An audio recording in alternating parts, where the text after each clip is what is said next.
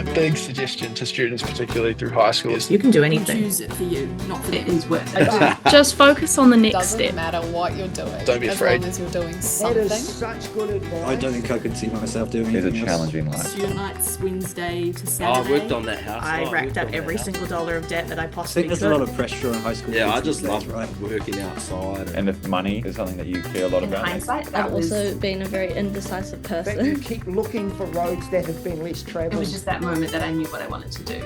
So nothing else is going to change that. Welcome to the guest speaker. Right.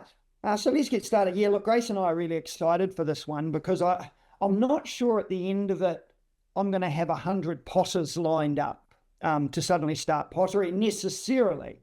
But we've had a few of those sort of podcasts where I think this is going to be a real story about life first, and maybe choosing a career that, I think every kid that sits at school when they're asked about I think the word job is sort of like a chore.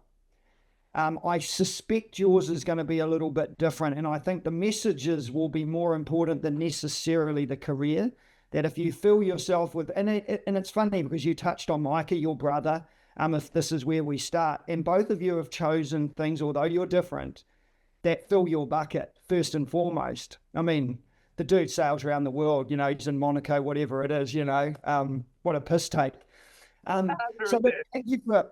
you for turning up and sharing this. I just wanted to touch on a few things. Again, I think this will be career second, maybe, and an outlet for your creativity. And I'm a real advocate for those kids sitting at school who are good on the guitar or good with their hands, or they're creative thinkers, and they don't believe that is a career path.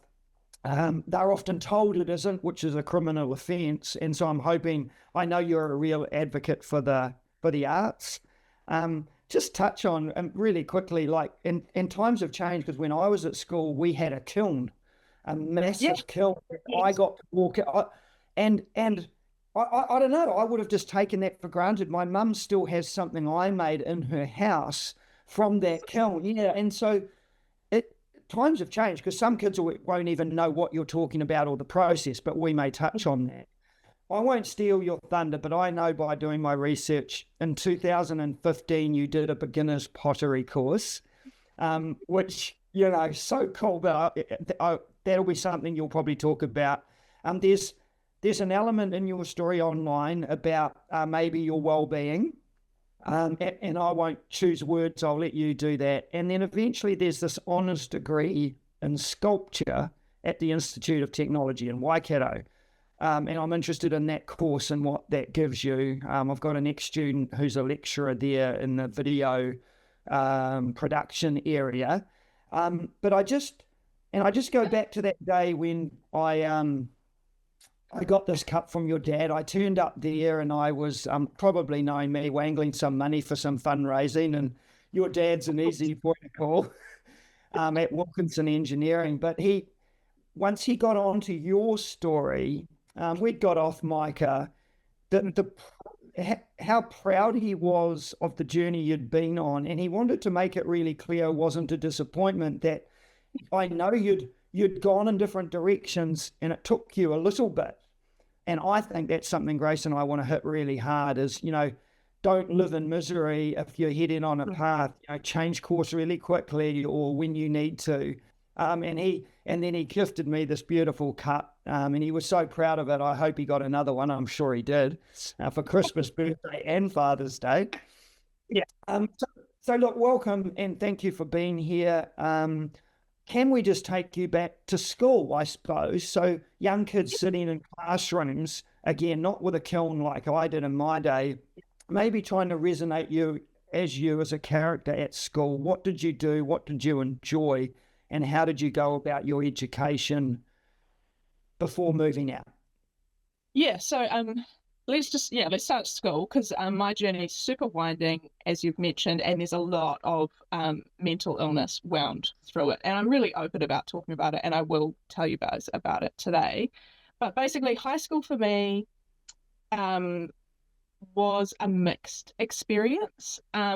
What I now know, looking back, is that actually I suffered from anxiety and depression. I recently have got the diagnosis of ADHD and autism as well. So really day to day, the anxiety was really massive, and I think that really did hold me back. And yet we make the decision really early about basically I made the wrong decision for me. Society, I listened to the external voice of society saying that you have to do something really quote unquote useful or like meaningful, and I was reasonably intelligent. And in year 10, I dropped all the art subjects and took the 3 sciences to go on the engineering path. Hilariously, I actually hate maths. And it was much better at English anyway. And so I jokingly say that when I dropped graphics and art, the depression started, which is kind of true. I mean, I remember really clearly Mr. Holton telling me in year 10 that I should carry on, and I didn't listen. I switched over. I did the maths, the physics, the chemistry. I think I did biology as well. And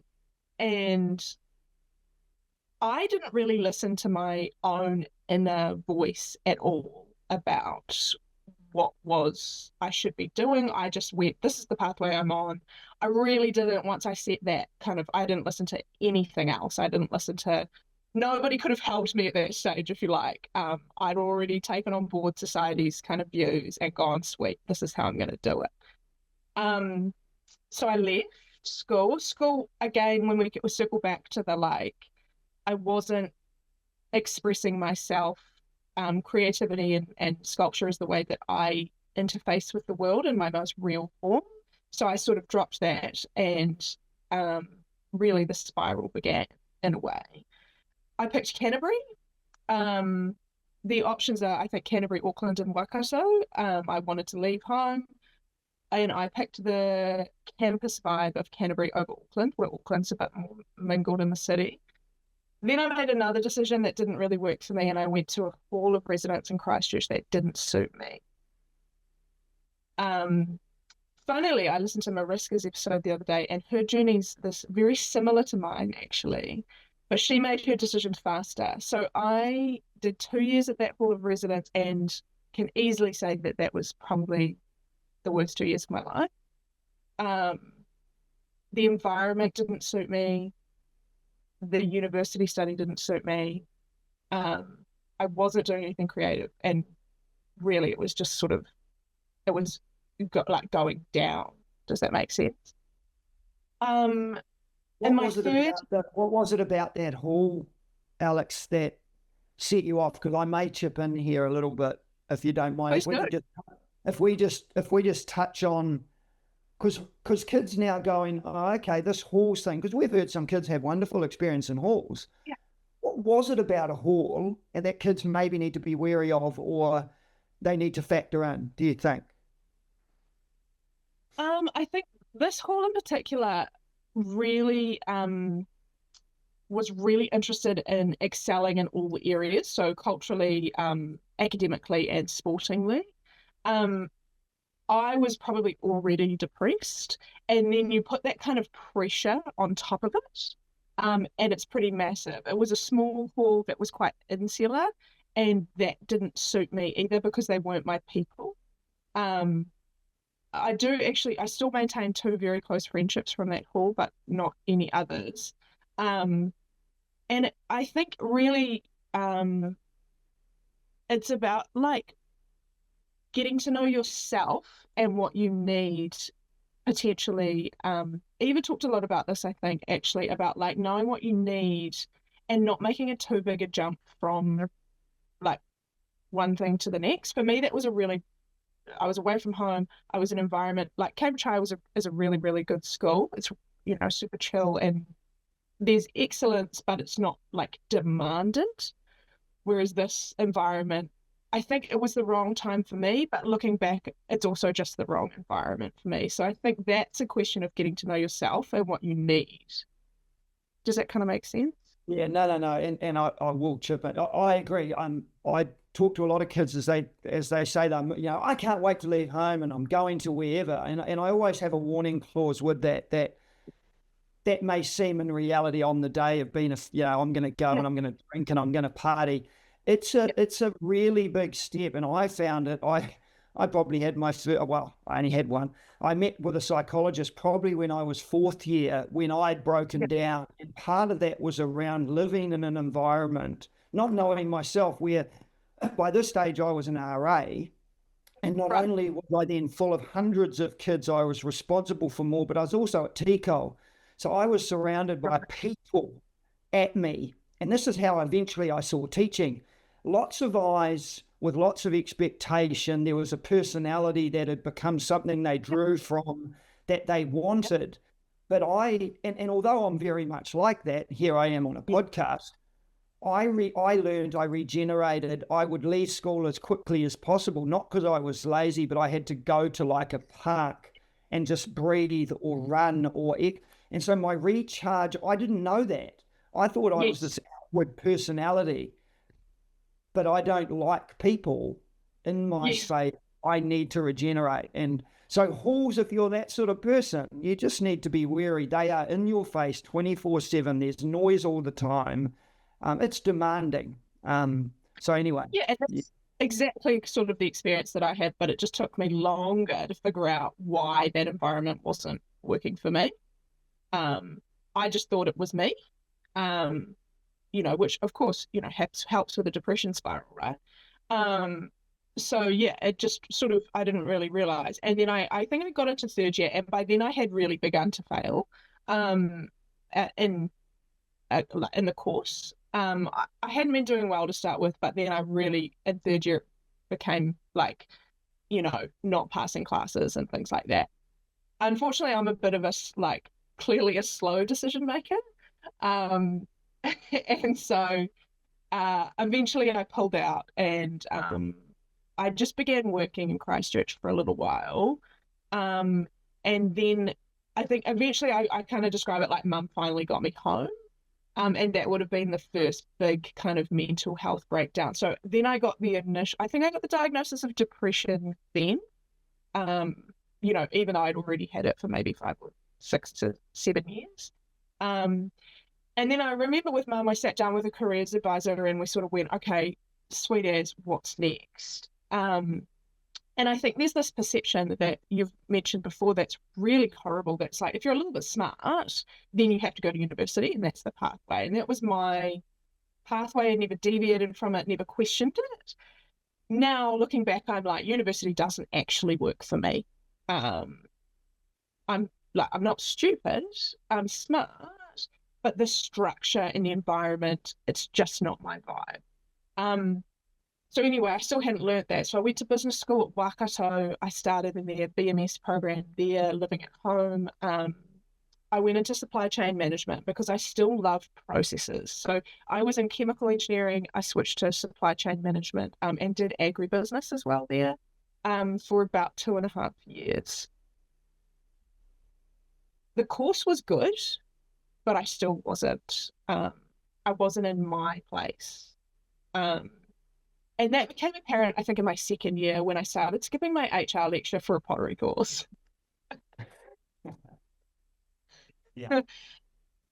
So my cousin actually had encouraged me to take a pottery course with her. I took a throwing course to start on the wheel. I did art in high school, but we didn't have sculpture at Cambridge High, and I'm actually a 3D artist.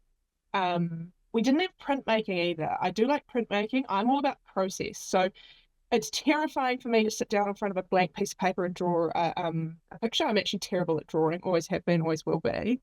For me, the comfort is in the process. So ceramics, you start with a ball of clay, you put it on a wheel, you make something, you go through a process. Printmaking, you carve a board and then you print it. So that process is really comforting for me. I eventually dropped out of business school and started an art teaching business in Te Awamutu with a business partner. That went really well. We did that for 2 years, but it wasn't. It was really good. I learned a hell of a lot running my own business. I learned a hell of a lot about art, and then I jumped into WinTech and did because of all my previous study, I did the final year of a 3-year art degree and then jumped straight into the honours program. So I technically have no undergrad, but I have a honours degree in sculpture, finally. Piece of paper. Yeah. So from you're still not this business. Can you, just before we're going back and forth, right at this point in time, what's your life? I mean, I can see on the bottom of my cup what you are. Where are you now? So people can get a view of that. You are what? So I run a business called Mystery Creek Ceramics. I particularly chose a brand name for my functional wear, so my mugs, bowls, and plates. That's what I make. I'm a specialist in a technique called nerokomi, which is a Japanese technique that means to fold coloured clay. So the way that business emerged is in my when I was at art school, we locked down in 2020, and trying to make art from home and then like present it on Zoom to your lecturers is just like a whole weird vibe. But in that, basically my ceramic journey is I started throwing pottery on the wheel. I started as a hobby. Then I did what's called a decoration course, and that's where I sort of delved into that colour in clay vibe. Like the ghost situation, for those who don't know. Who has it? I think, do you know how many times I've heard that joke? Oh damn. Yeah, no, you're not original there, Blair.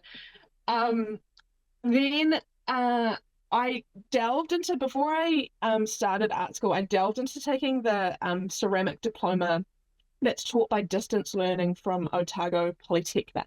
And that's a really good course if you're learning ceramics. But for me, I'd already learned the how to, and art school added in that kind of conceptual band that I needed on top of it. So I switched out of that and then switched into art school. Well, we were in lockdown in 2020 and I was at WinTech at art school. I made a stripy mug in the nerokomi technique. And something had happened in the market there where all the galleries throughout New Zealand had been unable to get their Australian ceramic supply and were looking for new ceramicists. And I happened to put the mug up on Instagram. I'd gone to markets and stuff as a hobby potter, but nothing I had an Instagram account, but not much. And essentially got picked up overnight by 5 galleries. So while I was at art school, my business started growing. I actually hired my first team member while I was in my 3rd year who started making for me. And basically I was full-time at art school and full-time working on my business. So it was a really kind of tough couple of years in terms of time. So I walked out of art school with a business already formed, which is a privilege. You sort of referenced before, which I find quite interesting, you referenced that you don't think there'll be many potters in your classroom, but there will be a lot of people who want to do art as a career and don't know what that looks like. And our careers are really similar. So in the way that Mariska runs a tattoo studio, I have my own business. I think there's a statistic 90 or 80% of the artists in the Waikato are self-employed. So it's this really interesting thing where you have to, and what happens is which is really horrible. I've actually done a lot of teaching at WinTech. These students, they come out of art school, they go I want to be an artist. They go to art school, which is really intimidating. It's a cool 3 years, 4 years. You really only focus on your practice. So you're only making work, and it's a really good time to develop your own style and things like that. But then you're left in a vacuum where there's essentially no traditional jobs at the end, and you have to kind of build your own job. And there's a big trend in the art industry at the moment, which is in professional development, to sort of go, you're going to walk into an industry where you are self-employed. How do we prep the students for that? And what does that look like? And that's the really interesting space that I'm super passionate about.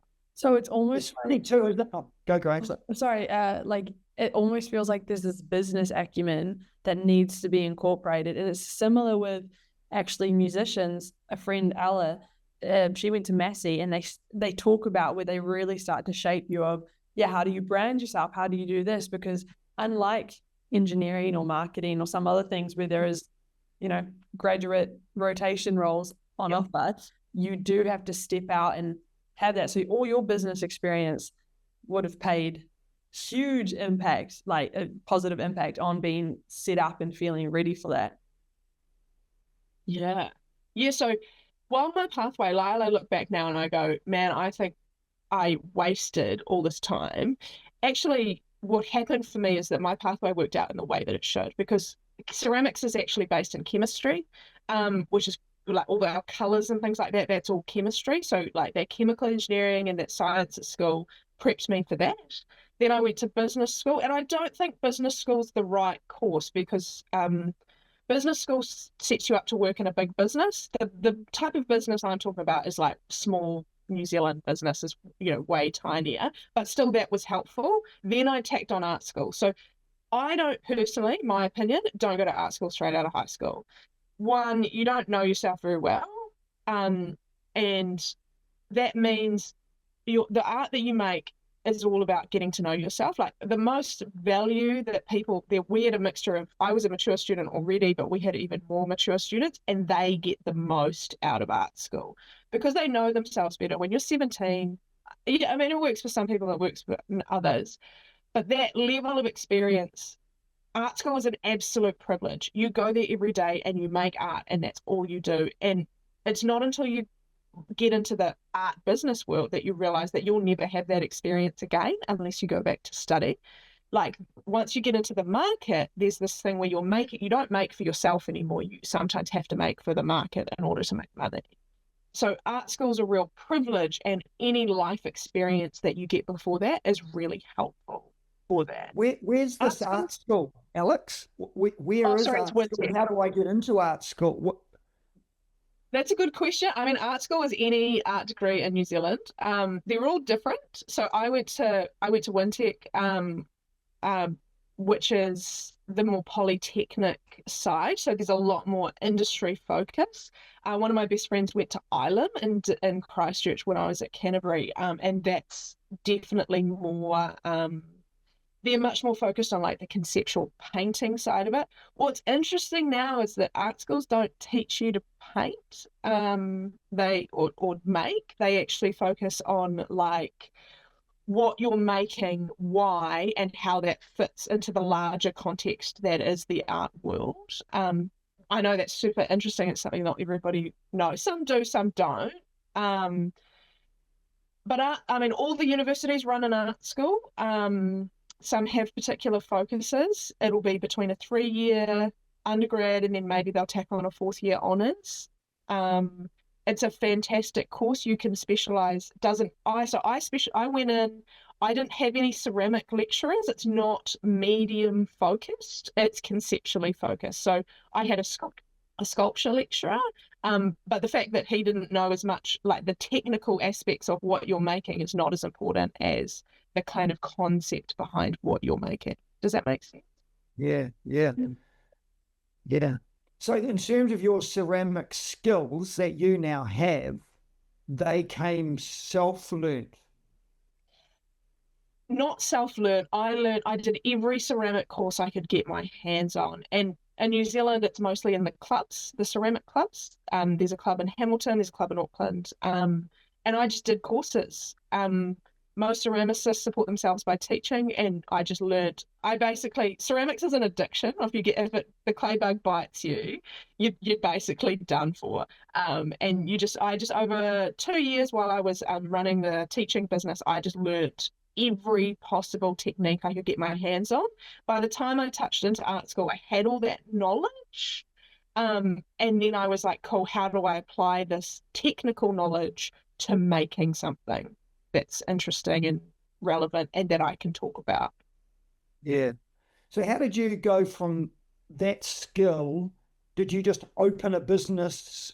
You sort of touched on that, didn't you? You Instagrammed, but because you're now a businesswoman and an artist, when did you open your studio? How did that go for you? I was really lucky. I met my partner while I was at Wintec, and we bought a house in Te Awamutu, and it had a little shed out the back, and that's my studio. That's where I make. That allowed me then to add that first team member. Up until recently, I had a team of 5. That's changed because my goals have changed with my business, and we are in a really tough economic climate for selling high-end ceramics. But basically that just looked like the way that business model works is that me and my team made ceramics. We then sold them. I sold them throughout, I think at my peak I was at 25 galleries throughout New Zealand, and then online as well. I then went on and opened a retail store at Made, that beautiful new complex in Hamilton. I had that for 2 years, and then have again just shut that down for a variety of reasons. But now it looks like me in a shed making ceramics, functional wares, mugs, bowls, plates, selling them on my website, and then just selling them through galleries that represent me throughout New Zealand and internationally. Because your intent is not to compete against Temu. You're clearly at a level where people who own this stuff, like mine, there ain't another one of these. It's for people who care about that. They care about uniqueness. They care about your hands being on it, not a machine. There's a lot more, and they're willing to pay for it. Would that be right? Absolutely. I mean, Temu and Kmart, they sell a mug for $2. Mine are retail, that one that you're holding retails for $60. And I think that's kind of the key is I'm not a mug factory.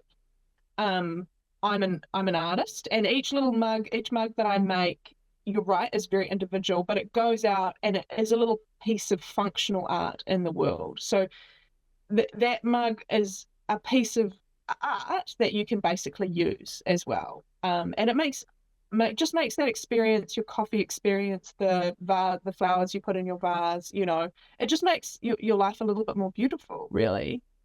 I love that too, Alex, because there was one time I got a friend who's a paint artist commissioned him something so amazing, and my parents were moving back into their house, so Paige and I were like, oh, we'll get them like a commissioned piece, right? So we gave him the brief of America, New Zealand, and he came up with this thing, and one mug is a fraction of whatever that one painting commission was, and you pay for the art, but you're talking about this piece that can move with you, because while I love that painting, it's on one wall in one point of the house, whereas your plates, your mugs, your this, I'm just imagining that ritual people make in the morning where they have their coffee in a Mystery Creek ceramic mug. They take it outside. It's a gift that goes, it is such a special feeling when you buy someone that piece of art, like how I feel with the commission piece of my family, and it's oh, you feel cool. So I actually did wonder, do you do commissions, or is it sort of this is what I make and buy from my selection? Yeah, so that's a really good question, and it really depends on the artist. So what's funny is the way that you talk about the painting is really interesting, because the business model behind the painting is actually the same as mine is. It's just a different object. So the way that paint is working is actually the same way that I'm working, but just our result is different. We're really lucky in ceramics. Making functional wear means that we're able to make money faster than, say, a painter, because that functionality aspect allows us to sell items. People can engage with them.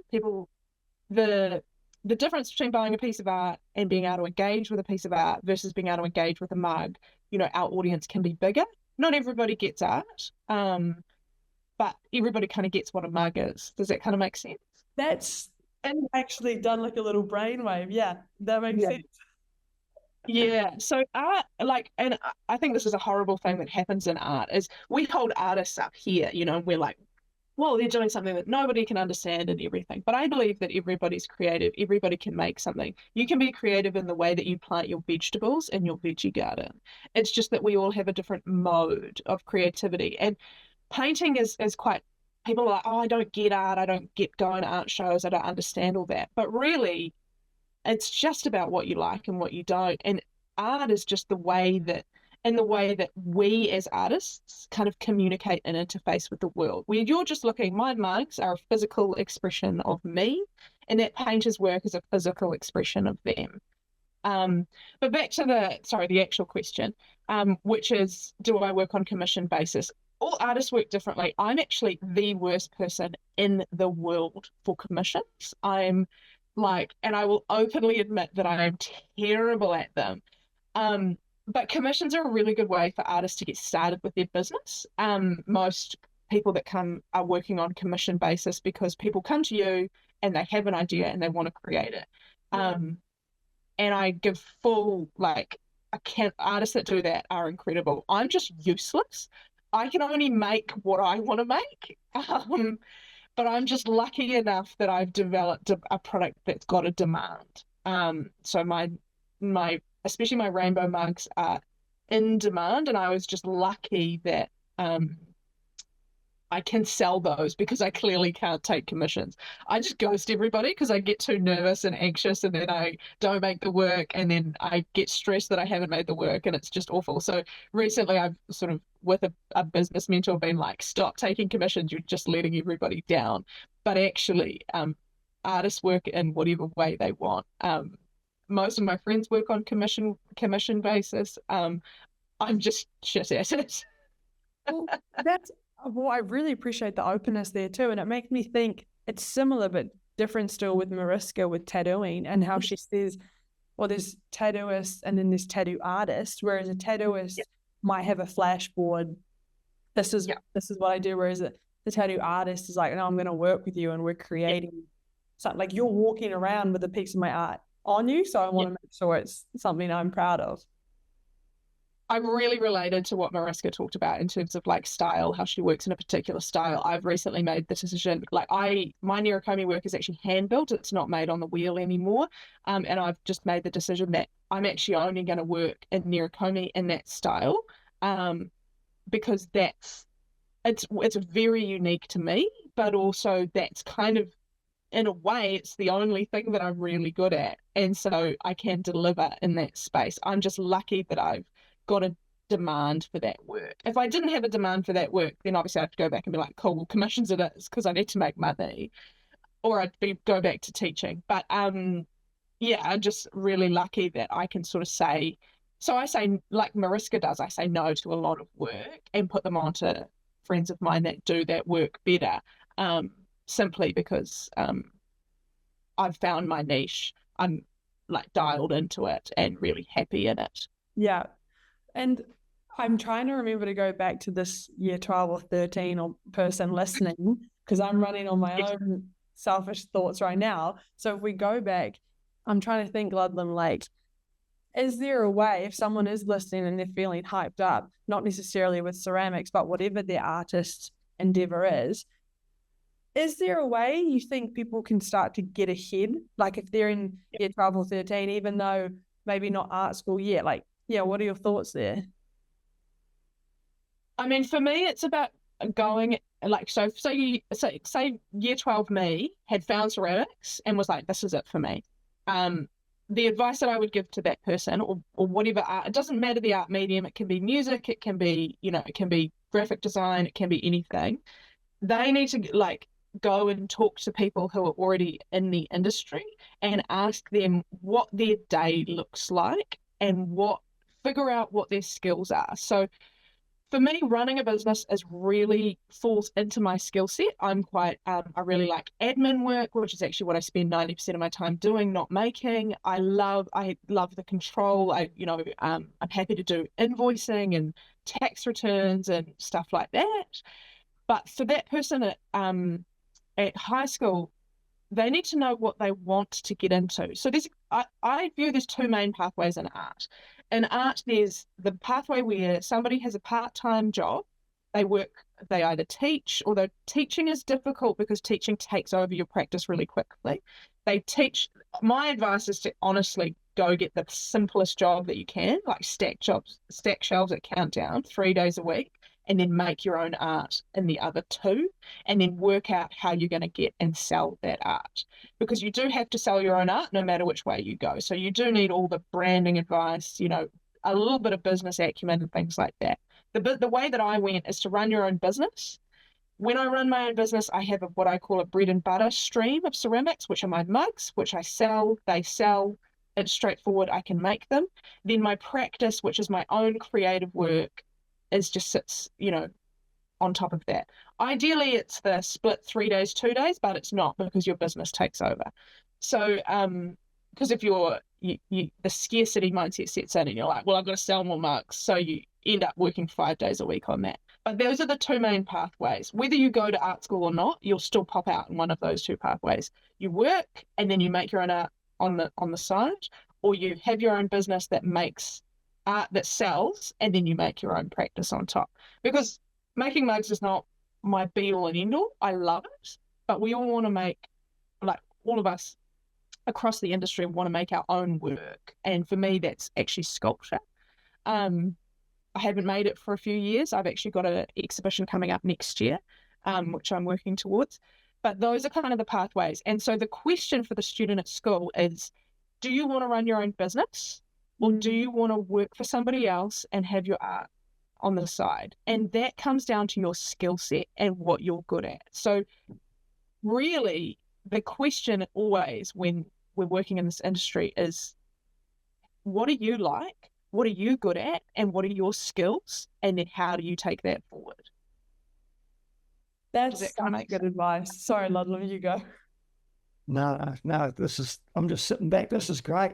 There was a point, I don't know, I'd have to pick the number. There was a point about 7 or 8 minutes into this. You had been talking about your university and the choices, and then you sort of got onto the word ceramic, and your face changed, and which is just sort of how I introduced it. There was a point. Can I ask, did that also change your outlook to your mental health? Are you on top of that? Has your career, as I suggested at the start, provided fulfillment in some ways? And was it fueled initially by the uni experience? Well, I know you said it started early. Yeah, I'm just interested now in your health and your outlook, because you just said. I think that's a really good question. So basically, if we look at my mental health journey, the way that's happened for me is that I went undiagnosed with autism and ADHD for a really long time. And so I didn't understand how my brain worked, and I was working against it. Working against my own brain for a really long time triggered the anxiety and the depression, because I didn't really, there's lots of environments. I had friends at school, but I didn't fit in. I had friends at university, but I didn't fit in. And I don't fit in a lot. And I didn't really understand why. And that triggered, a whole lot of self-doubt and a lot of self-esteem issues and this depression spiral. I think ceramics was my way in to tapping back into myself and what I like. And it began that healing journey. So creativity is very healing. And then what that's allowed is for me to kind of understand myself better. And now I'm getting to a point where I'm not working against myself. There's also, the art, when I said I don't fit in, as soon as I tapped into the art world, I did fit in. So that was really key as well. My mental health is an ongoing challenge. It always will be. You've caught me at a low period, and that's not a bad thing. There's a lot going on. The shrinking of my business over the last 6 months has been really tough. There's a lot of ego tied up in what we make, and when your art practice is also how you make your living, your self-worth can be based on how many mugs you sell. So when you stop selling so many mugs because of forces outside of yourself, that can be really tough.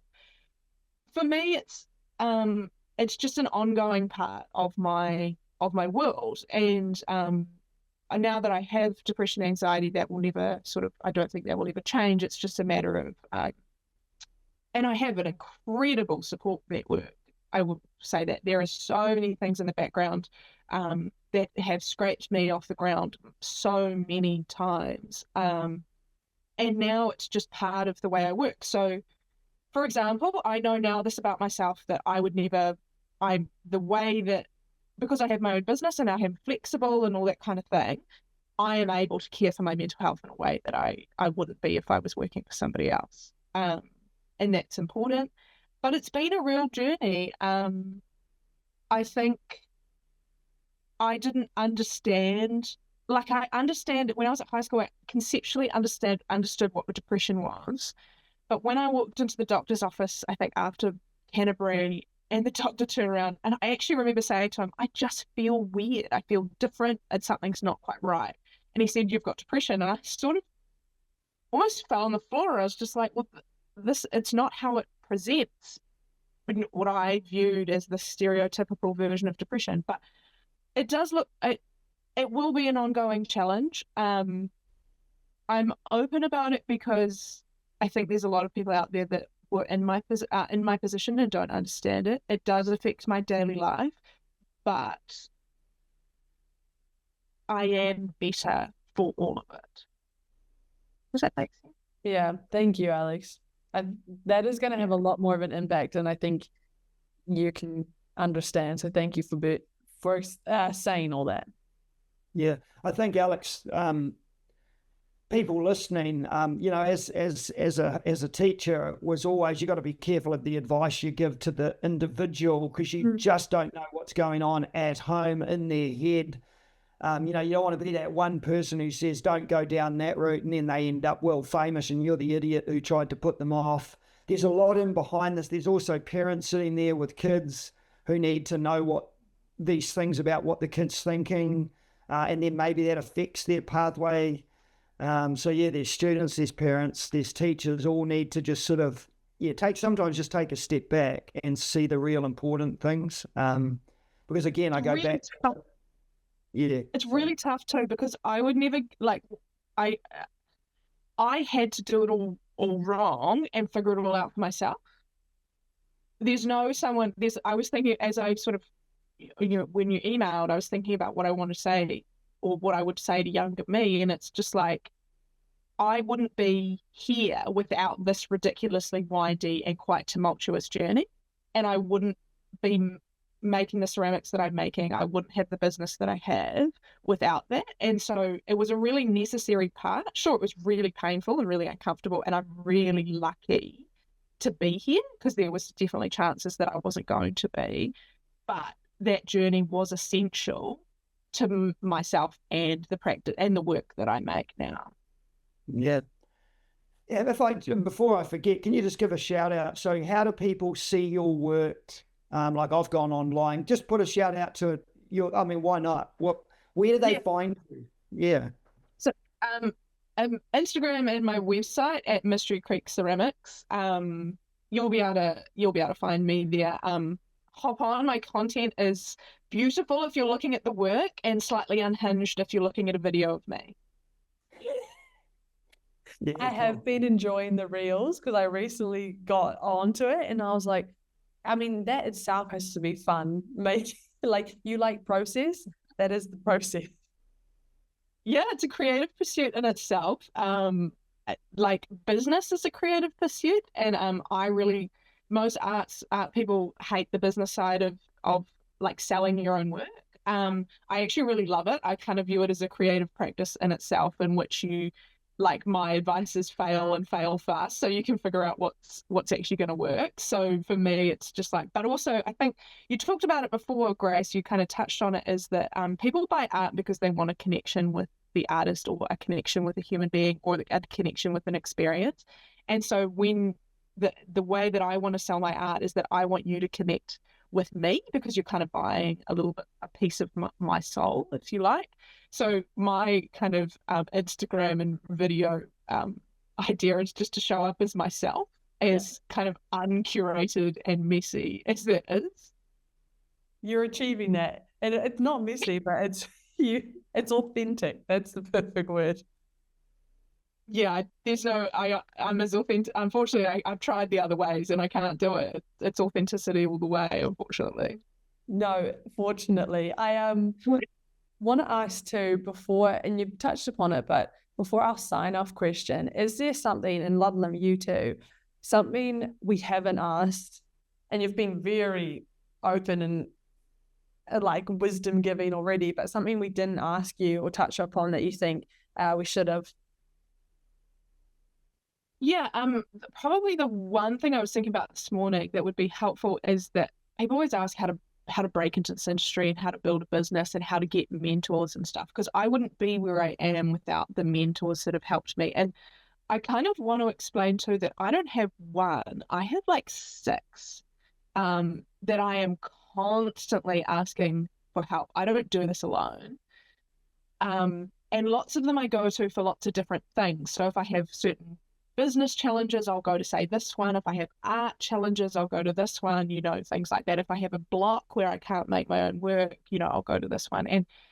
And people give the generic answer of like, and it's not, there's nothing wrong with it. It's correct that you need to go and network. But it's like, for me, it's like, how do you do that? And in our industry, it's by volunteering. I do a boatload of volunteer work that's very specifically niched into the art industry, which is like advocacy work for like funding for arts and like how to get artists, through pathways and like making art out of art school and like capability building with like business skills and stuff like that. And so the way that I found all my mentors and the people that I look up to now in my community is by volunteering, volunteering to help with exhibitions. I do hold a few board roles where I sit on like charitable trust boards, and that has been undeniably key in the relationships that I've built. Everything in this industry is done on relationships, on who you know, and the way to know people is to put yourself out there and build meaningful one-on-one connections with other makers and other people in the industry. And the easiest way to do that is volunteer to help with things. Incredible. Ludlam, anything from you? Try to match that. Because I think were you on the board when I applied for, because I was doing a big fundraiser concert and you reached out. I applied about 15 months too late, sort of thing, but I think it was you, eh? Yes, that was me. Yeah. So yeah, I had no idea there was even funding out there for the arts if you were trying to do something, particularly for fundraising purposes. Luckily, again, I knock on people's doors like your father's in town and they give me money. But anyway. Thank goodness. Thank goodness. Yeah. Look, just my final before Grace gives you your last question. There does seem to be a rite of passage for artists that it is a struggle. I don't know why. It just seems to be, whether, again, it's your guitar, your voice, your creativity. It's one of those things, but it seems to build strength and resilience as well. So I suppose I don't want those people to give up. I just love your story. Again, I love the fact if you'd been sitting, as you said in my class, it wouldn't be a journey you'd picture. And the way you've navigated it, the way you've kept your head up, the where you're at now is so cool. And being an advocate for the arts, you're a wonderful representative for that. And I think a lot of people will get a lot out of watching this, seeing you, and then even going and looking at your work. So for me, thank you very much. Send you my regards to your family, because great people in the community. We'll have Micah next week. I'm sure he'll throw some shit your way, but appreciate everything you've done for us and helping us today. Well, thanks so much. I mean, I sort of don't really feel like I've finished doing what I'm doing, and I haven't. You never feel like you've made it, right? You just sort of, but I just really want anybody who's considering or loves art in any its form and is considering, like, the society will tell you that you can't be an artist and make money, and I just want to say that that's totally wrong. It's not easy. It's really challenging, but if you love your craft enough, you can do it, and it is a viable pathway. And I half wish that I'd followed it, but then also know that the journey was more important as well. And I mean, interestingly, like my brother and my journey do share similarities in the challenges. I mean, I don't have a bronze medal, but they don't give out bronze medals for ceramics. So maybe we should like deal with that rather than say that, because if like obviously I would get one. So, you know. Maybe silver. You get a silver or a gold. Oh, so I mean, I would obviously top him. And I think the pathway between high performance sport and creativity is actually like as challenging as each other. And Alex, before I sign off, I just want to touch on two things there. One is the high performance. Like that's a concept I really think about a lot, is especially in New Zealand, we think high performance sport, but high performance is done everywhere and everyone receives that in different ways. And some people have negative connotations associated with high performers. Like they think it's... I was a high performing teacher, Grace, I think. Yes, well, I would attest to that based on how people are receiving this. So I love that. And then the thing you said too about like, yeah, art and that pursuit, it is hard, but it's also hard to sit at a desk or do a job you don't love. Like I did that only for a couple of years and I was like, oh, it's not for me. Like that is hard too. So I just want to call that out, is you kind of get to pick your hard, right? So I like that you said that. I mean, I always viewed that maybe a stronger person than me would finish and get a degree in engineering and go and sit in an engineering desk. I sort of viewed it slightly as a weakness that I wasn't able to do that. But you're right, if I had done that and got an engineering job, I would have still hated it. So you're like, the harder for me is sitting in that engineering job, whereas I love what I do and it gets me out of bed every day. So you're right, you do just pick your hard. And what's funny too, like listening to your podcast as well about high performance, is that actually the funding bodies in New Zealand, like the high performing pathways and the art pathways, you know, they're kind of the same. Or they share, you know, a lot of crossover. And yeah, it's a really cool, whilst you might view what me and my brother do as totally different, it has its similarities, and that's really cool. I just need a gold medal, basically. Yeah, you are both high performers. I love that. I love that we really snuck that in there. Last question, and we did talk about this, but I always like to say ask if you could go back to your year 12 or 13 self. So not the generic, feel like you've given them more than enough, but actually go back to Alex. What advice would you give yourself? The first thing I have to say is that I wouldn't take it. Which is just a reflection on my personality. I would say to me at year 12 that you need to figure out who you are before you figure out what your career looks like, because your career should play to your strengths. And if you don't understand your strengths, you can't make decisions like that. So I would say that get to know yourself, and then don't make those decisions when you don't know yourself, and give yourself some time. Like I should have taken 5 gap years, like you're doing right now, Grace. Good on you. Thank you. Because that would have helped me more than diving straight into a course that I didn't want to do. Wow. That, like, actually, thank you. I know I'm laughing, but I need to hear that. I need to hear that. It's your real right there. Yeah. That is them. Thank you so much, Alex. I hope you can feel how appreciative Ludlam and I are, and I know all these people listening are gonna be like, really take something away from this episode. So thank you. All right. Thanks for having me. It's honestly a pleasure to talk about my own journey and shamelessly plug my own work. Yeah. And we will be linking below, and get Christmas or Thanksgiving. Oh, yeah. Like whatever's coming up. It would be nice to have a table full of Mystery Creek ceramics. I mean, it will brighten your day. That's for sure. Thanks, Alex, and take care of yourself, and regards to your family.